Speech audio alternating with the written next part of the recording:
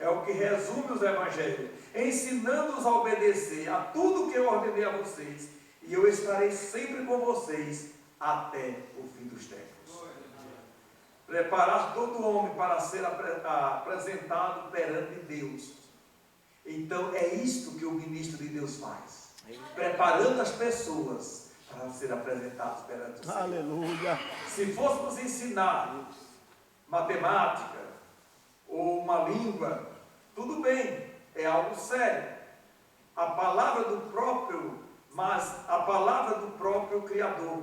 Nós não estamos, portanto, tratando de um mero ensino humano. Ensinar matemática, ensinar português, ensinar japonês, você tem regras, você tem tudo direitinho, você repete aquilo, mas as coisas de Deus é diferente. Nós temos a função diferente no corpo de Cristo. Cabe ao mestre, com ensinamento, sua vocação, fidelidade e humildade, esmiuçar a palavra e trazer para os nossos corações, segundo a vontade de Deus. Aleluia. Então, ser mestre na palavra é diferente. Ele tem que saber, tem que procurar ter a sua vocação, a fidelidade, com humildade, para esmiuçar a palavra de Deus. Paulo, ao escrever para a igreja em Éfeso, diz: rogo-vos, pois, eu, o prisioneiro do Senhor, que andeis de modo digno da vocação que foste chamado, como toda humildade e mansidão, com longanimidade, suportando-vos uns aos outros em amor. Então, irmãos, faz uma grande diferença de ensinar a palavra para ensinar qualquer outra matéria. Porque ensinar a palavra, o principal está naquilo que você está falando, que as pessoas, como você anda também. Então vejam como é diferente. Para as igrejas de Éfeso, Paulo declara: do qual fui constituído ministro conforme o dom da graça de Deus, a mim concedido segundo a força operante no seu poder. Então não foi uma formação de alguém que ele recebeu, mas ele recebeu da parte de Deus. Então, antes de estudarmos, antes de nos prepararmos, nós temos que ter temos que ter uma experiência pessoal com Deus e saber se é isso que Deus quer de nós. Tem muitas pessoas que podem ter muitos diplomas, mas ele não encontrou ainda, não se encontrou. Por quê? Não é o diploma que faz o ministro de Deus, mas quem faz o ministro de Deus é o Espírito Santo. Aleluia.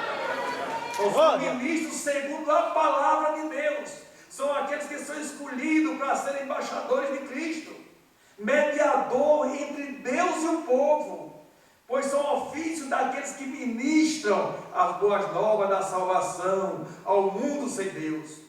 Porém, meus amados, os falsos ministros são aqueles que o inimigo usa para corromper o sentido da palavra de Deus, para seu próprio benefício. Por isso que existem tantos grupinhos ali e acolá, cada um procurando conduzir o povo aos seus próprios benefícios, mas Deus não nos chamou para isso.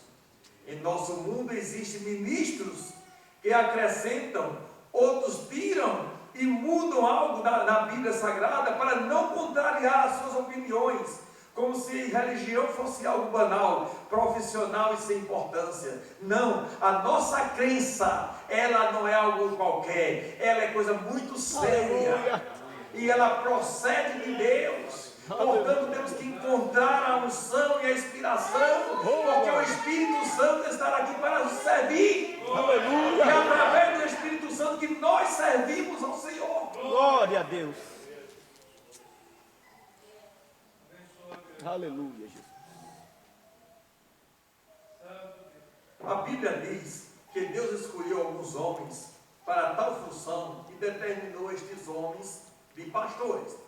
O pastor nos tempos antigos era justamente aqueles que conduziam o rebanho pelo caminho certo, que cuidava das feridas das ovelhas, que eram os animais típicos daquele tempo, alimentava o seu rebanho, fazia tudo o que fosse necessário para a sobrevivência dele. Deus, então, então, usa este mesmo adjetivo para definir aquele homem que recebe a responsabilidade de cuidar do rebanho de Deus. Então, qual a nossa tarefa? É justamente de um pastor de ovelhas. A Bíblia faz algumas definições e requisitos para a função pastoral. Deixa eu olhar aqui agora para ver se ainda está para ir muito, não está mais muito longe.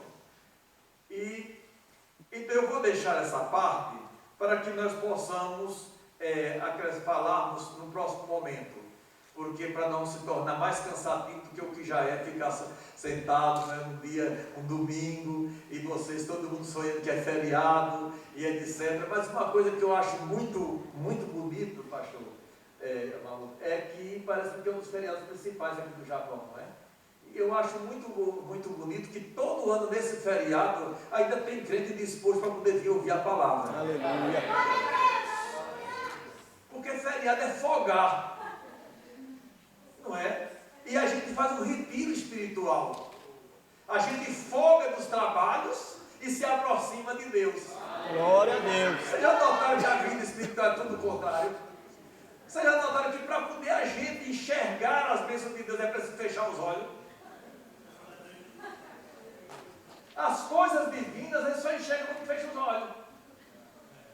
Se a gente não fechar, então fica ligado nas coisas que estão em volta de nós. Mas que Deus nos ajude, amados, para entendermos a nossa função. Quando eu falo nossa função, eu não estou me referindo àqueles que já exercem o pastorado. Mas nós vamos estudar esses dias e vamos entender que todos nós temos funções. Todos nós somos usados pelo Espírito Santo de Deus. E como nós somos usados pelo mesmo Espírito, nós podemos compreender quando o Espírito usa o pastor da igreja. É Deus. Porque não é um Espírito diferente. É o mesmo Espírito que está em nós. E Jesus, Ele, tão bondoso, tão misericordioso, sabendo que nós não tínhamos condições de sobrevivência, Ele clamou que viesse o Espírito Santo para permanecer conosco. Aleluia. E como esse Espírito está em nós, nós aguentamos uns aos outros. Glória a Deus. Só não aguentamos aqueles que estão cheios de espíritos imundos. Mas a gente tem uma força tão grande que a gente não corre deles, eles é que correm da gente.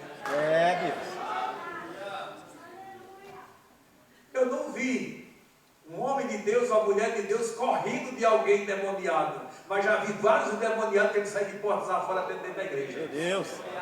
Não aguenta. Mas nós louvamos ao Senhor, que o Espírito Santo permanece em nós.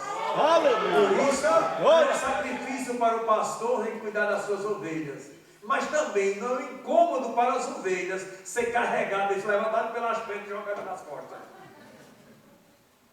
Porque ela sabe que está sendo cuidada. Que Deus nos abençoe e guarde em nós esse sentimento, esta confiança de que não estamos sendo maltratados e sim cuidados. Mas é que quando nós estamos sendo cuidados, muitas vezes parece maltrato. Veja quando você coloca mertiolato, a criança grita, né? E você diz, é para curar. É para curar, não é? Então todo cuidado parece maltrato. Mas glorifica a Deus porque você é amado. Aleluia.